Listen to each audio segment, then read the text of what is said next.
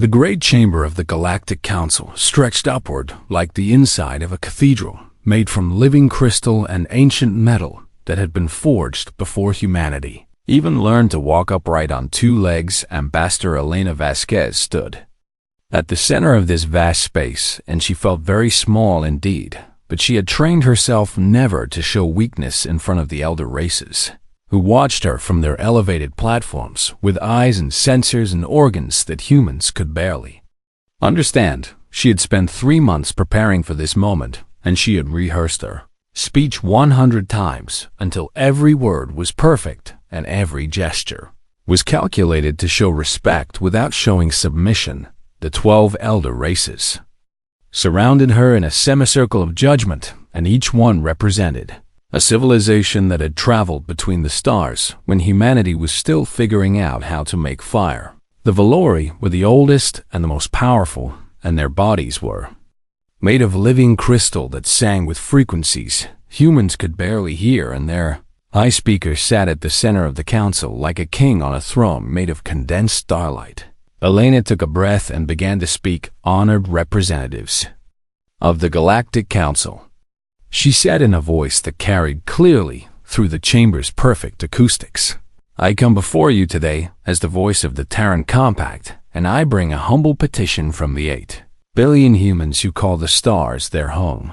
She paused and looked at each representative in turn, and she saw boredom in some faces and mild curiosity in others, and something that looked like contempt in the crystalline features of the Valori High Speaker.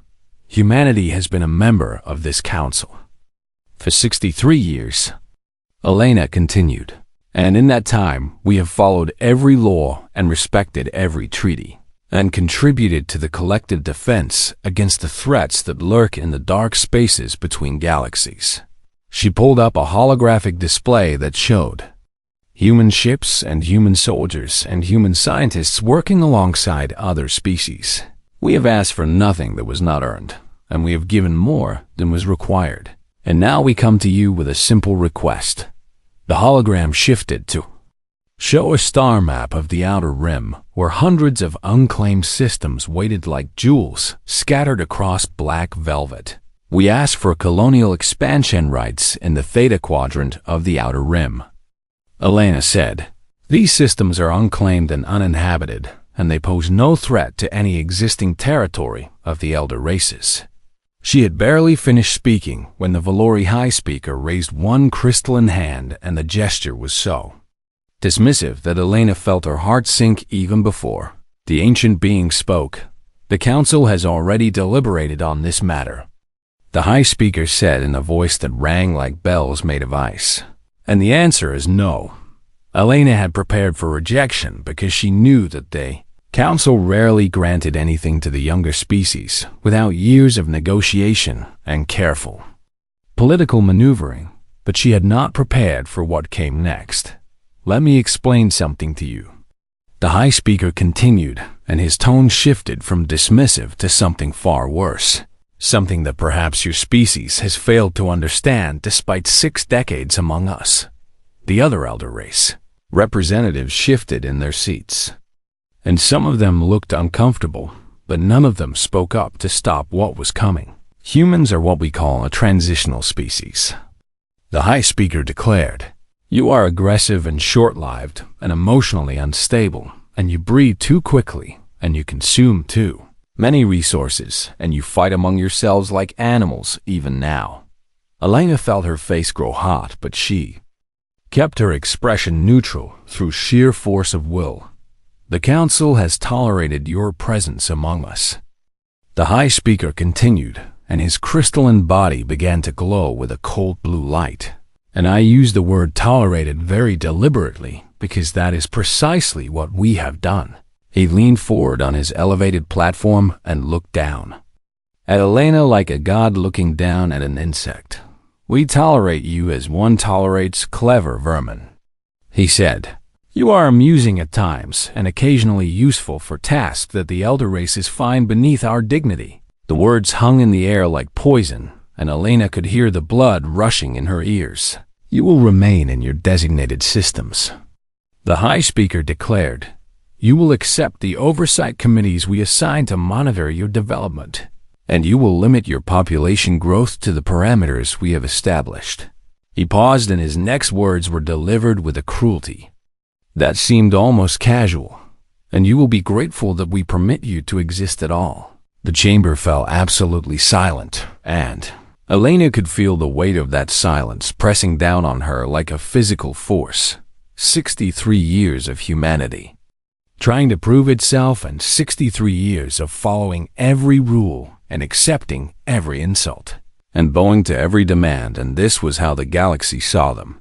Not as partners or even as equals, but as vermin who should be thankful they were allowed to live. Elena thought about her grandmother, who had been one of the first human diplomats to meet the elder races, and who had believed with all her heart that patience and goodwill would eventually earn humanity a place at the table. She thought about the human soldiers who had died defending council borders against external threats and who had never received any recognition for their sacrifice.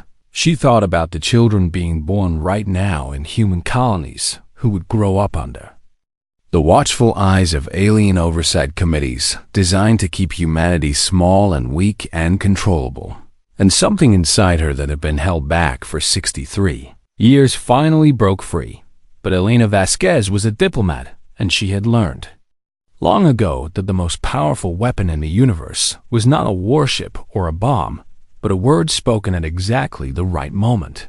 So she did not shout, and she did not cry, and she did not make any dramatic gestures that would give the elder races the satisfaction of seeing a human lose control. Instead, she straightened her spine and looked directly at the Valori High Speaker. And she spoke in a voice that was perfectly calm and perfectly professional. "I understand," she said.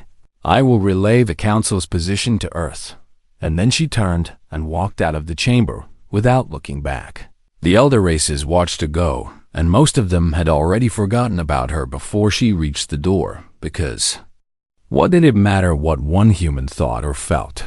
But the Menthosi representative, who was known for her ability to read emotional patterns in other beings, felt something strange as she watched the human ambassador leave. She felt afraid because she had seen something in Elena Vasquez's eyes in that final moment, and it was not defeat, and it was not submission, and it was not even anger. It was certainty, and the Menthosi did not know what that certainty meant, but she had lived long enough to know that when a species stopped asking for what it wanted and started simply taking it, the galaxy was about to change forever. She was right. The words traveled faster than any starship could carry them, and within 3 days, every human being in the galaxy had heard what the Valori High Speaker had said about their species. Clever vermin tolerated existence, transitional species.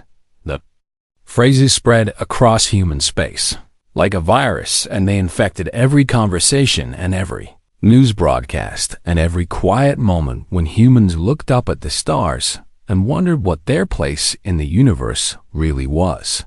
On Earth, the streets filled with protesters who demanded action, and the government buildings were surrounded by crowds that grew larger every hour on the colony worlds. Humans who had spent their entire lives trying to integrate with galactic society suddenly found themselves questioning everything they had believed about the possibility of peaceful coexistence. Admiral Marcus Chun stood on the observation deck of the Terran compact ship Defiance and watched the emergency session of the compact assembly play out on the holographic display in front of him. He was 62 years old, and he had spent 40 years serving in the human fleet, and he had seen things that would give most people nightmares for the rest of their lives. But he had never seen anything like this. Representatives from every human colony were speaking with one voice, and that voice was angry in a way that Marcus had never heard before. The isolationist faction that had always argued for humanity to withdraw from galactic affairs was standing shoulder to shoulder with the integrationists who had pushed for deeper engagement with the elder races. The military hardliners who wanted to build bigger weapons were agreeing with the pacifists who had always counseled patience and diplomacy, Every political divide that had separated humanity for generations was suddenly meaningless because the Council had given them something far more powerful than any shared ideology. The Council had given them a common enemy. We trusted them, shouted Representative Kowalski from the Europa settlement. We sent our children to their schools, and we adopted their laws, and we let them inspect our ships and our colonies and our research facilities. She slammed her hand on the podium in front of her, and they have been laughing at us the entire time. The chamber erupted in shouts of agreement, and Marcus felt his own anger rising in response. He thought about all the times he had ordered his ships to stand down when Council vessels violated human space, and all the times he had swallowed his pride and accepted insults from alien commanders who treated him like a servant. He thought about the friends he had lost in battles fought to defend Council borders and the medals he had received that suddenly felt like participation trophies given to a child who did not really matter. The assembly speaker called for order, and gradually the chamber fell silent as a new figure approached the podium. Dr. Yuki Tanaka was small and quiet, and she looked like someone's grandmother with her gray hair and her gentle eyes and her soft voice that barely carried to the microphones.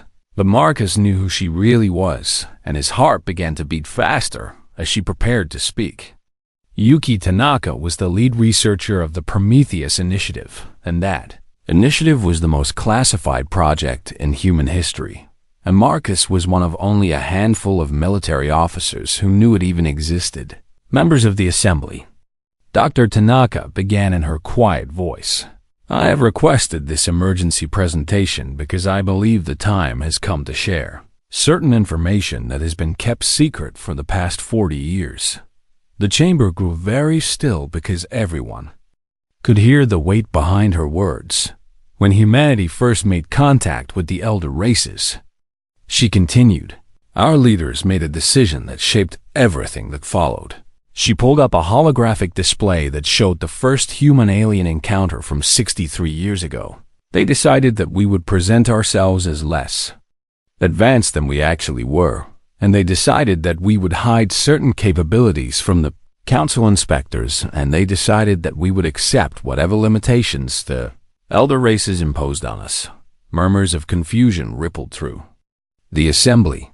Why would they do that?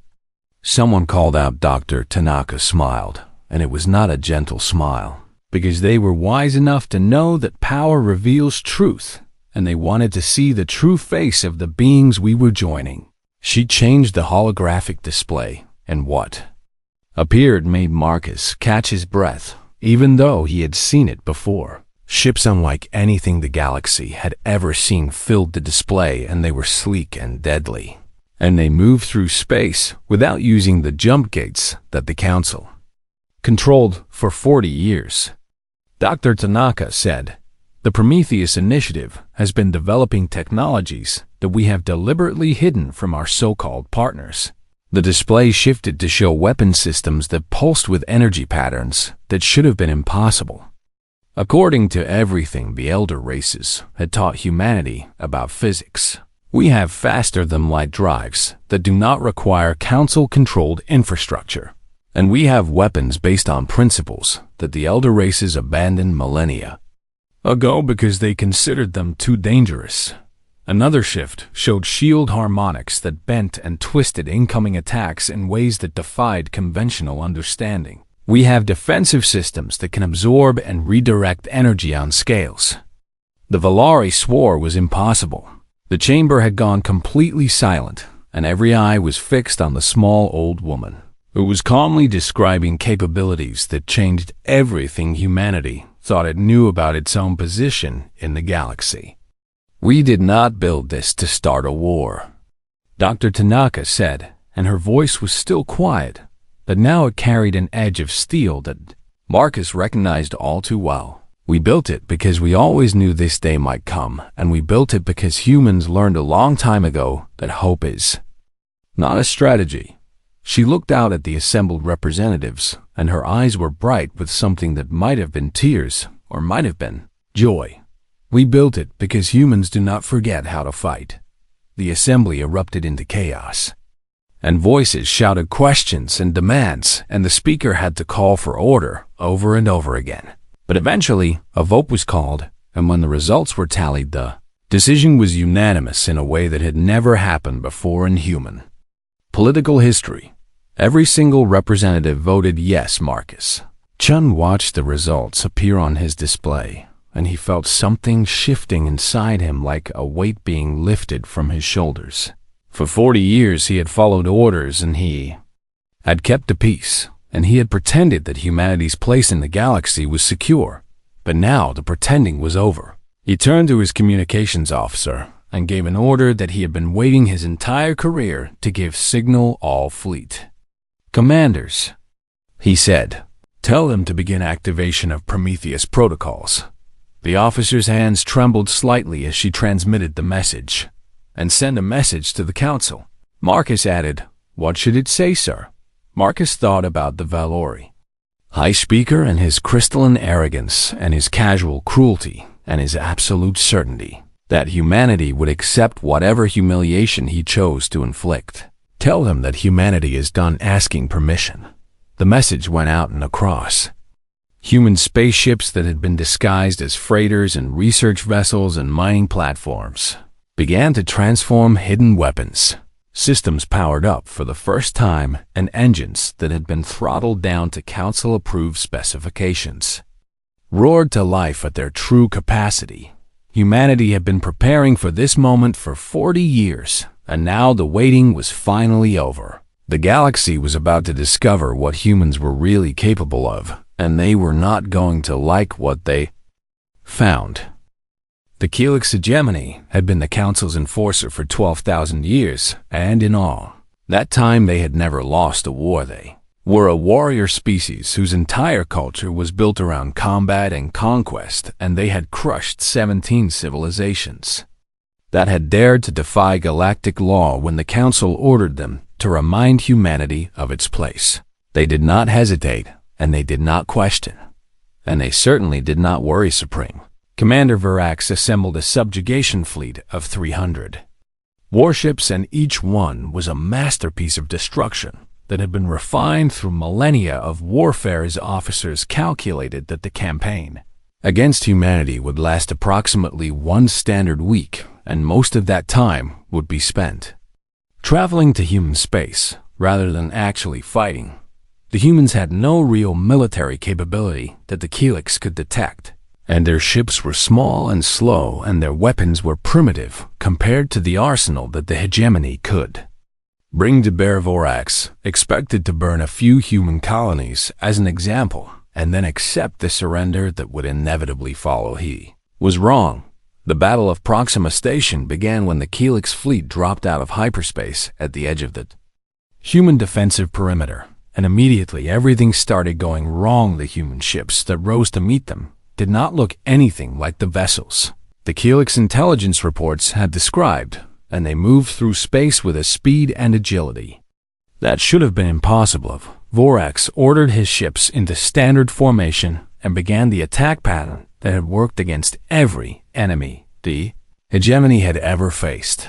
The humans did not respond the way they were supposed to. Instead of forming defensive lines and trying to protect their station, they scattered in all directions like a school of fish avoiding a predator.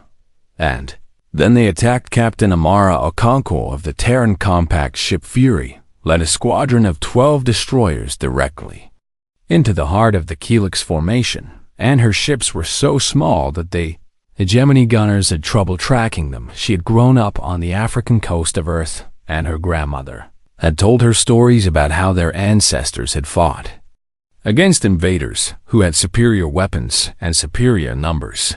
Those ancestors had won because they refused to fight the way their enemies expected, and because they understood that courage and cunning could defeat strength and technology. Amara carried those lessons with her into battle. Her squadron tore through the Helix formation like wolves among sheep, and every time the enemy ships tried to concentrate their fire, the human destroyers had already moved somewhere else. Vorax screamed orders at his commanders and demanded that they adapt to these new tactics, but the Keelix had been fighting the same way for so long that they had forgotten how to improvise. The battle raged for 6 hours, and during that time, the humans lost 47 ships. The Keelix lost 112 of Aurochs could not believe what was happening, and he ordered a tactical withdrawal to regroup and reassess the situation, but the humans did not let him retreat. They pursued the Keelix fleet with a ferocity that bordered on madness, and they attacked from every direction at once, and they did not stop even when their ships were crippled and their crews were dying. The Terran compact ship Fury took a direct hit from a Keelix plasma cannon, and the blast tore through the ship's engineering section and killed half the crew in an instant. Amara Okonkwo felt her ship shuddering around her as the emergency systems struggled to keep it together, and she knew that the Fury had only minutes left. Her first officer begged her to evacuate, but Amara was looking at her tactical display, and she could see something that changed everything. Keelix flagship was directly ahead of her, and its shields were down because the commander had diverted power to weapons. She had one chance. All hands abandoned ship. She ordered through the internal communication system. Her crew hesitated because they knew what she was planning, and they did not want to leave her. "That is an order," she said. "Get to the escape pods now." The crew began evacuating, but her first officer remained on the bridge with tears streaming down his face. "Captain, please," he said. Amara looked at him and smiled. "Tell my children that their mother died fighting," she said, "and tell them to never stop." She pushed him toward the escape pod bay, and then she sealed the bridge doors behind him, alone on her dying ship. Amara Okonkwo targeted the Keelix flagship and pushed her engines to maximum power. The Fury shot forward like a spear thrown by a giant, and the Keelix commander had exactly 3 seconds to realize what was happening before the human destroyer slammed into his ship at a speed that turned both vessels into expanding clouds of superheated debris. Amara's last transmission was recorded and broadcast across the entire battlefield. "You wanted to see what humans do when we have nothing left to lose," she said. "Watch." The destruction of the Keelix flagship broke something in the hegemony fleet, and ships that had never retreated in 12,000 years of warfare suddenly turned and fled. Vorax survived, but 147 of his 300 ships did not, and he arrived back in council space with a message that shook the elder races to their very foundations. "The humans do not surrender," he reported to the council in a voice that trembled with something that might have been fear. "They do not break, and they do not stop fighting, even when their situation is hopeless." He paused and looked at the Vylori high speaker with eyes that had seen something terrible. "They adapt, and they endure, and they fight until there is nothing left to fight with, and then they find something else to fight with." The high speaker dismissed his concerns and ordered the hegemony to prepare a A larger fleet for a second attack, but the Menthosi representative, who had felt afraid when she watched Ambassador Vasquez leave the council chamber, spoke up. "Perhaps," she said carefully, "we should reconsider our approach to this situation." The high speaker glared at her with crystalline eyes that burned with contempt. "We are the elder races," he declared. "We shaped this galaxy when humans were single-celled organisms floating in warm ponds, and we will not be intimidated by one battle against a species that is barely more than clever vermin." The Menthosi said nothing more, but she began making quiet preparations because she had lived long enough to recognize the beginning of the end when she saw it, and across human space, the story of Captain Amara Okonkwo spread like wildfire, and humans who had been uncertain about the war suddenly found their resolve hardening into something unbreakable. They built statues of her on every colony world, and they named their children after her, and they tattooed her final words on their bodies. "You wanted to see what humans do when we have nothing left to lose. Watch." The galaxy was about to see exactly W. 1 year after the Battle of Proxima Station, The galaxy had changed in ways that the elder races could barely comprehend. Human fleets moved through space using pathways that did not appear on any map the Council had ever created, and they struck at targets that should have been impossible to reach, worlds that have been secure for 10,000 years fell to human forces who seemed to appear out of nowhere and vanish just as quickly. But the military victories were not what truly terrified the elder races. What terrified them was what the humans did after they won on the mining world of Krethax. The human fleet arrived, expecting to face resistance from the local population, but instead, they found something that changed the entire nature of the war. The Kreth were an insectoid species who had been conquered by the Council 8,000 years ago, and since then they had been used as manual laborers in the most dangerous mining operations in the galaxy. They had no rights, and no representation, and no hope of ever being treated as anything more than tools. When the human ships appeared in orbit, the Kreth did not run or hide or try to fight. They sent a message: "We have watched you." The message said, "We have seen how you fight against those who called you vermin, and we have heard the words of your captain, who died rather than surrender." The human commander who received the message was Admiral Chun, and he had been prepared to occupy the planet by force if necessary, but he was not prepared for what came next. "We know what it means to be treated as less than nothing," the Kreth message continued, "and we want to know if your war is only for humans or if it is for everyone who has been pushed down by the elder races." Admiral Chun thought about his orders, and he thought about the strategic situation, and he thought about everything he had been taught about military protocol, and then he thought about what it meant to be human. "Our war is for everyone," he replied. "Anyone who stands with us will be treated as an equal partner, and anyone who fights beside us will share in whatever future we build together." The Kreth joined humanity that very day, and their knowledge of Council infrastructure and shipping routes proved invaluable in the campaigns that followed. But the Kreth were only the beginning. The Ovanis were next, and they were a species that had been genetically engineered by the Council 10,000 years ago to serve as domestic servants and assistants. They had never been granted personhood under galactic law, and they could be bought and sold like furniture. When human ships arrived at their homeworld, the Ovanis asked only one question: "Will you treat us as people?" The human answer was yes, and 20 billion Ovanis joined the growing alliance. Then came the Thesari, who had been forcibly relocated from their original homeworld to make room for a Valori research station, and the Morthic, who had been banned from space travel after a minor border dispute 3,000 years ago, and the Quelix and the Vandori and the Hareth and dozens more species who had been forgotten and dismissed and oppressed for millennia suddenly found themselves being offered something they had never dared to dream of. They were offered respect. They were offered partnership. They were offered the chance to help build something new. The Valori High Speaker watched these developments with growing fury, and he demanded an emergency council session to address what he called the human infection spreading through the galaxy. "They are turning our subjects against us," he raged at the assembled representatives. "They are promising equality and freedom to species who have been properly managed for thousands of years." The Menthosi representative spoke carefully, because she knew that the High Speaker's anger could be dangerous. "Perhaps if we offered some reforms," she suggested, "we could undermine the human appeal to the subordinate species." Reforms.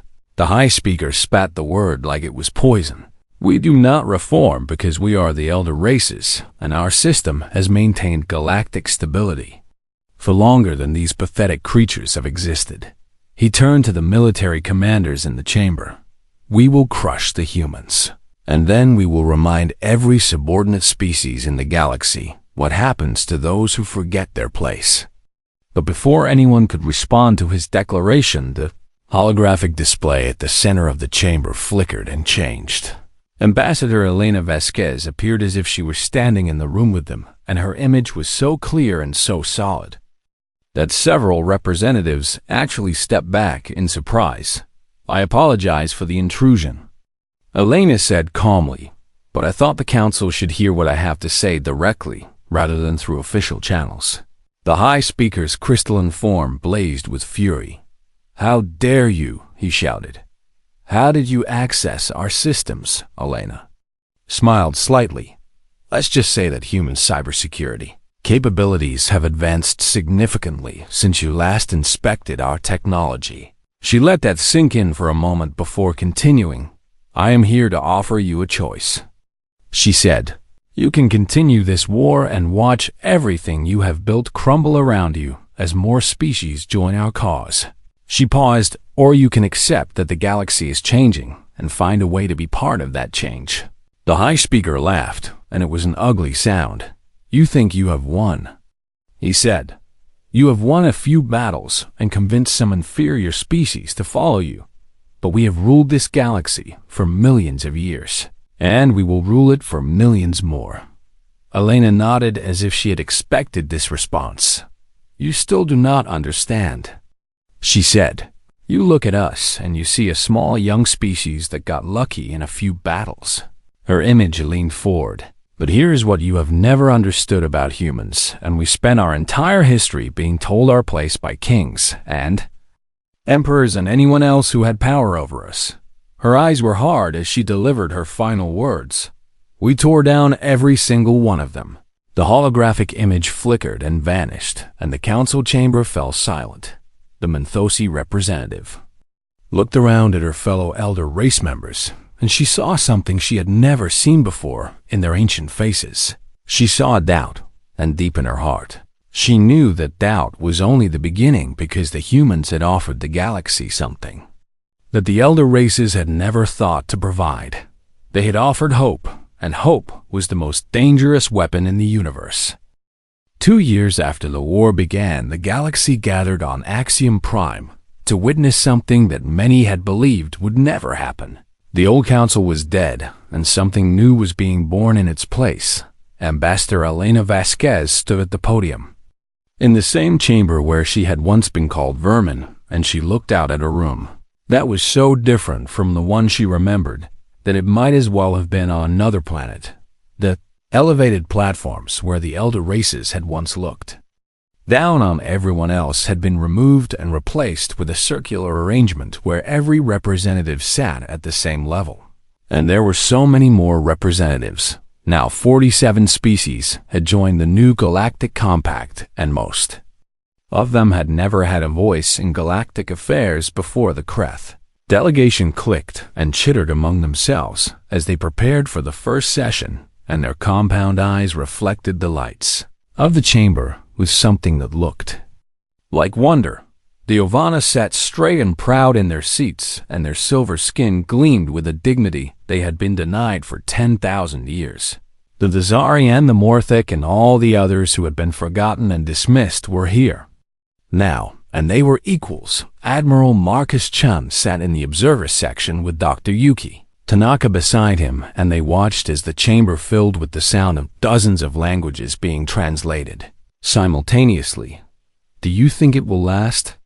Yuki asked quietly. Marcus considered the question, and he thought about all the civilizations that had risen and fallen throughout human history, and all the times that people had tried to build something better only to watch it crumble.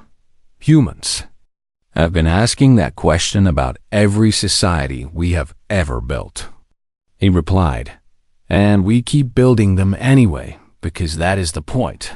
He paused. We try and we fail, and we try again, and eventually we get it right, or at least we get it better than it was before. Yuki nodded slowly. The Prometheus Initiative was supposed to be a weapon, she said, a way to protect ourselves if everything else failed. She looked around the chamber at all the different species preparing to work together. I never imagined it would lead to this. The session began, and Elena called for order, and the room fell silent with a respect that would have been unthinkable just a few years ago. Representatives of the Galactic Compact, she said, we are here today to begin the work of building a new future for every species in this galaxy. She paused and let her gaze sweep across the assembly. This will not be easy, and we will make mistakes, and there will be times when we disagree and struggle to find common ground."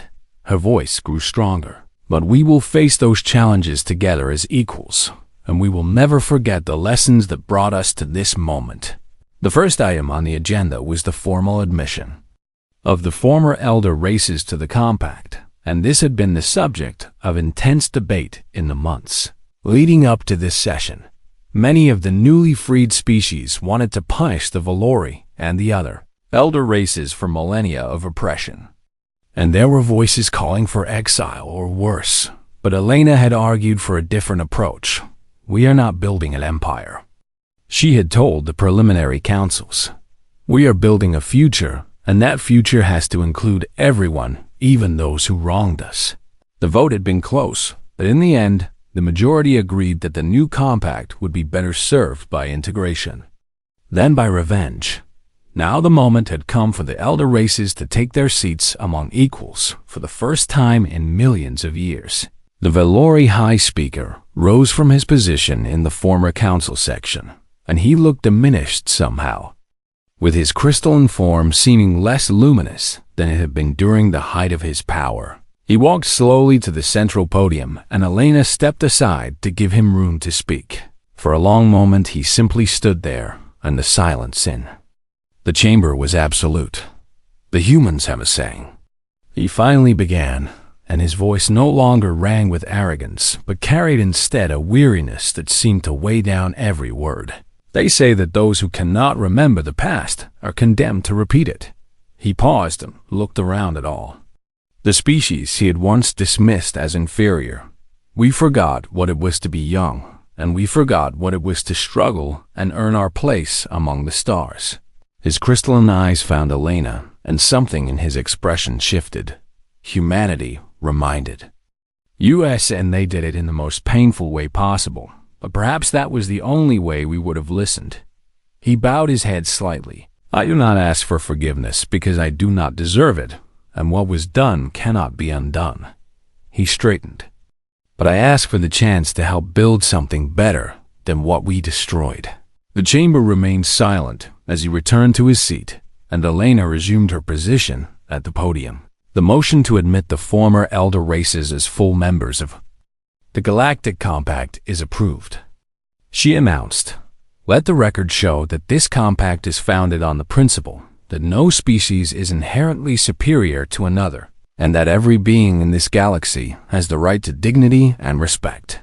The session continued for many hours, and there were debates about territory and resources, and all the practical matters that came with reorganizing an entire galaxy.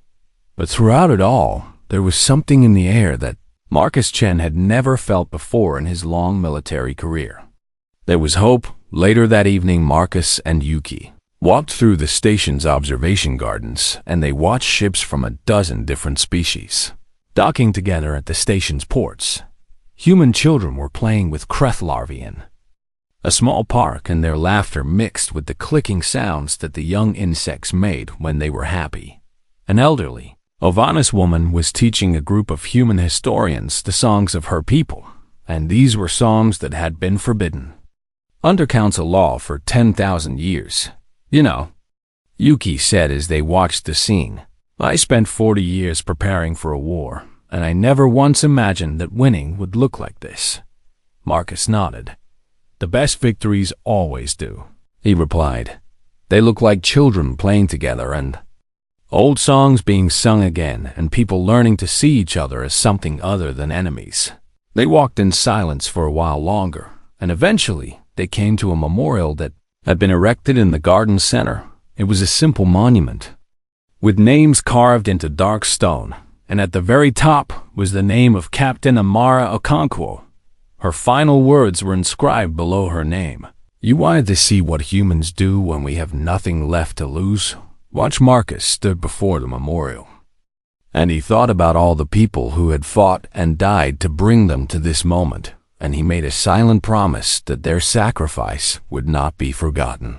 "The galaxy is vast and strange," he said quietly, "and there are still dangers out there that we cannot imagine." He looked up at the stars visible through the observation dome. But for the first time, we will face them together. Elena Vasquez joined them at the memorial, and she looked tired, but there was a peace in her expression that Marcus had never seen before. The high speaker asked to speak with me privately after the session. She said, "What did he want?" Yuki asked. Elena smiled slightly. "He asked me why we did not destroy them when we had the chance, and I told him the truth." She paused. I told him that destroying them would have made us into exactly what they believed we were, and I told him that the best way to prove someone wrong about who you are is to become something better than they ever imagined. The three of them stood together before the memorial as the lights of the station dimmed to simulate evening. And across the galaxy, billions of beings from dozens of species looked up at their own stars and wondered what the future would bring. They did not know the answer, but for the first time in a very long time they believed that the answer might be good, because the humans had taught them something that the elder races had forgotten long ago. They had taught them that the universe was not a fixed hierarchy, with some species destined to rule and others destined to serve. They had taught them that courage and determination and the refusal to accept injustice could change anything. And they had taught them that the most powerful force in the galaxy was not a weapon or a fleet or an ancient civilization. It was the simple, stubborn belief that tomorrow could be better than today. That was the gift humanity gave to the stars, and it was a gift that would never be forgotten.